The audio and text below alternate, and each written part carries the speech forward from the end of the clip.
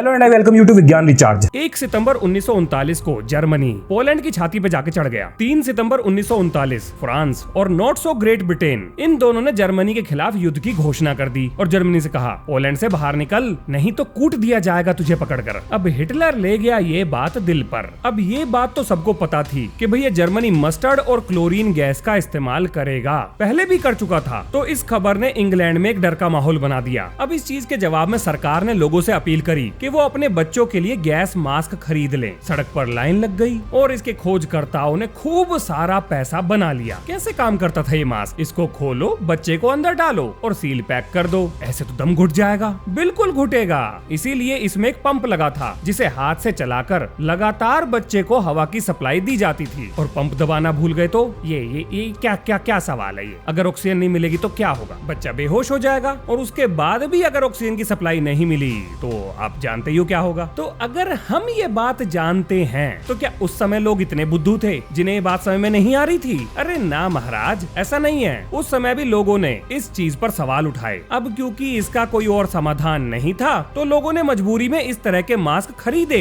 लेकिन उसके बाद एक और आविष्कारक दुनिया के सामने आए जिन्होंने बच्चों के लिए एक ताबूत बनाया। कैसे काम करता था ये ताबूत? ऊपर का ढक्कन खोलो, बच्चे को अंदर लेटा दो। ये था बिल्कुल एयर टाइट। अब समस्या इसके अंदर भी वही थी, पर इसमें एक भोंपू लगा था जिसे हर 10-5 मिनट के बाद एक बार दबाओ ताकि अंदर और बाहर की हवा के बीच में आदान प्रदान हो जाए। दबाना भूल गए तो फिर वही सवाल। बताया तो था कि अगर दबाना भूल जाओगे तो क्या होगा। तो जब दोनों चीजों का सेम नतीजा था तो दूसरी चीज को लोगों ने क्यों खरीदा? वो इसलिए क्योंकि गैस मास्क को लगाने के बाद बच्चे को अपनी पीठ पर टांग कर ले जाना पड़ता था और नए जुगाड़ में टांगने वाली समस्या नहीं थी। बस लेटाओ और लुढ़काते हुए ले जाओ। इसके नीचे पहिए लगे थे। अब चलते हैं अगली खोज पर। 1960 के आसपास 75% अमेरिकी घरों में टीवी आ चुका था। अब आप पूछोगे मेरे से सवाल कि अगर खोजें किसी समस्या को सुलझाने के लिए की जाती हैं, तो एक टीवी कैसे समस्या पैदा कर सकता है? बिल्कुल कर सकता है। अब क्योंकि टीवी उस जमाने का नया खिलौना था तो लोग इसके सामने बैठकर अपना समय बिताने लगे। अब आप पूछोगे एक और सवाल, ये कौन सी बड़ी बात है? नई चीज के साथ तो लोग अक्सर समय बिताते हैं। इस हरकत से किसी का क्या ही नुकसान हो सकता है? भाई सब बिल्कुल हो सकता है। अगर लोगों का समय अपने एंटरटेनमेंट के लिए टीवी के सामने जाएगा तो मूवी थिएटर कौन जाएगा?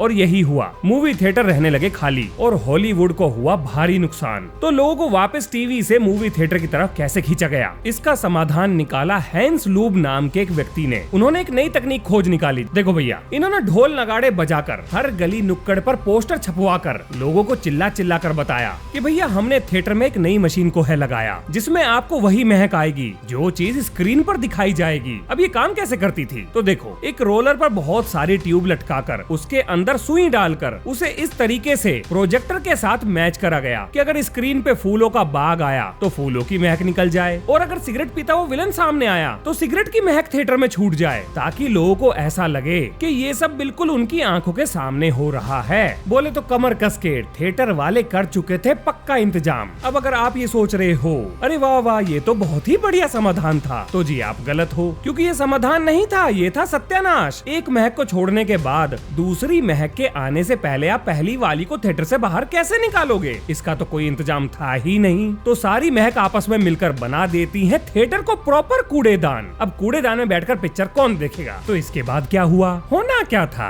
आविष्कार फेल हो गया। अब अगले पे चलो। आपने आइसबर्ग का नाम तो सुना ही होगा, जरूर सुना होगा। पानी में तैरता बर्फ का पहाड़ जिसने टाइटैनिक को डुबाने में महत्वपूर्ण भूमिका निभाई थी। अगर मैं आपसे ये कहूँ कि इस पहाड़ को एयरक्राफ्ट कैरियर बनाने की कोशिश की गई थी तो क्या आप हजम कर पाएंगे? कोई ना। अगर हजम नहीं हो रहा है तो अब हो जाएगा। तो अब आता है सबसे पहला सवाल, आखिर इसको बनाने की कोशिश कब की गई थी? तो जी साल था 1942। और बनाने की कोशिश क्यों करी गई थी? देखो जी, हिटलर ने बनाई थी यू बोट जो अलग अलग देशों के जो पानी के इलाके थे वहाँ जाकर उनके जहाजों के शिकार कर रही थी। अब इन्हें डुबाने का सबसे बढ़िया जरिया था हवाई जहाज। ऊपर से बम गिराओ और इन्हें डुबा दो। लेकिन हवाई जहाज ज्यादा दूरी तक नहीं उड़ सकते थे, उनके पास ये क्षमता थी ही नहीं। अब इस समस्या के थे दो समाधान। पहला तो ये कि हवाई जहाज को सुधारो, उसकी क्षमता को उभारो ताकि वो दूर जाकर शिकार कर सके, जो कि संभव नहीं था। और दूसरा समाधान था ये कि क्यों ना हवाई जहाज को उस जगह पर ले जाया जाए जहाँ पर ये यू बोट्स शिकार करने लगी हुई थी। तो अब हवाई जहाज को उन बोट्स के पास कैसे लेकर जाया जाए, ये थी समस्या। तो इसके इलाज के रूप में ढूंढा गया एयरक्राफ्ट कैरियर। लेकिन एक और समस्या आ गई। एयरक्राफ्ट कैरियर को बनाने बनाने के लिए हाई क्वालिटी का स्टील और एल्यूमिनियम चाहिए था, जिसकी मार्केट में शॉर्टेज थी। अब जॉफरी पाइक नाम का एक आदमी ब्रिटिश नेवी के पास जाकर सुझाव देता है कि क्यों ना हम एक ऐसा एयरक्राफ्ट कैरियर बनाएं जिसमें स्टील का खर्चा ही ना हो और वो डूबेगा भी नहीं। बोले तो आइसबर्ग को ही बना देते हैं एयरक्राफ्ट कैरियर। अब ब्रिटिश नेवी ने पूछा इनसे सवाल, भैया तुम्हारे दिमाग में कैसे आया ये ख्याल? तो इन्होंने कहा, जी वो टाइटैनिक डूबा था ना,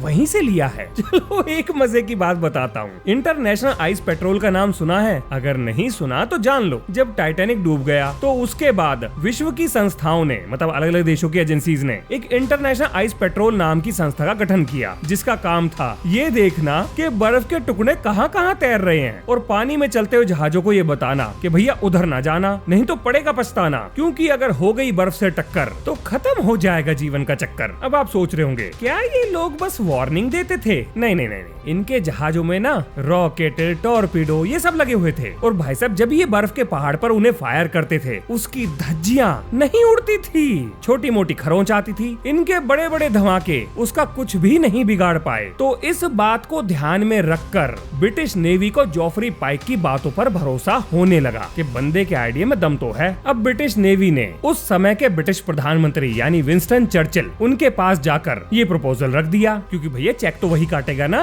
बिना पैसे के तो ना बनता ये। अब चर्चिल ने इसे अप्रूव कर दिया और पैसे का मुंह खोल दिया, काम शुरू हो गया। अब आप पूछोगे सवाल, क्या ये सीक्रेट प्रोजेक्ट था? हाँ जी बिल्कुल। तो इसका नाम क्या था? Code name operation Habakkuk. कैसे बनाया इन लोगों ने? तो जी इसके सबसे पहले करे गए ब्लूप्रिंट तैयार। क्या था उन ब्लूप्रिंट में? ऊपर से कर दिया गया इसे फ्लैट और अंदर से खोखला, जहाँ पर सेना के हथियार और बाकी खाने पीने का सामान रखा जाता था। क्या साइज था इसका? टाइटैनिक से 4 गुना बड़ा। क्या रफ्तार थी इसकी? 8 मील प्रति घंटा। क्या ये टॉर्पीडो से बच सकता था? बिल्कुल, टॉर्पीडो इसका कुछ भी नहीं बिगाड़ सकता था। ये टॉर्पीडो प्रूफ था। इस पर एंटी एयरक्राफ्ट गन लगी थी और इसके ऊपर एक हवाई पट्टी भी थी। हाँ, एयरक्राफ्ट कैरियर तो हवाई पट्टी तो होगी ही, पर इसे पिघलने से कैसे रोकोगे?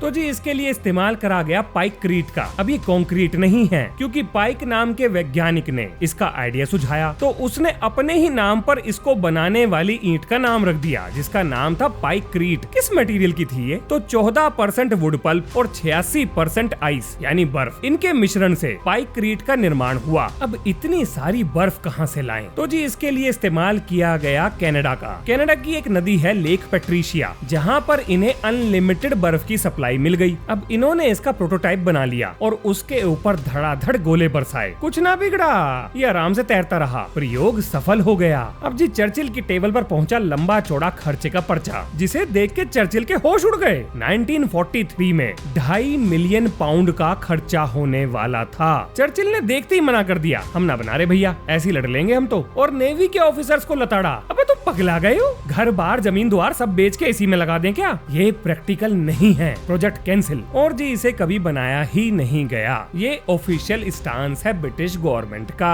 पूरी सच्चाई कौन बताएगा? लो जी खत्म हुए विज्ञान के समाचार। अब मिलेंगे हम अगली बार। जय हिंद, जय भारत।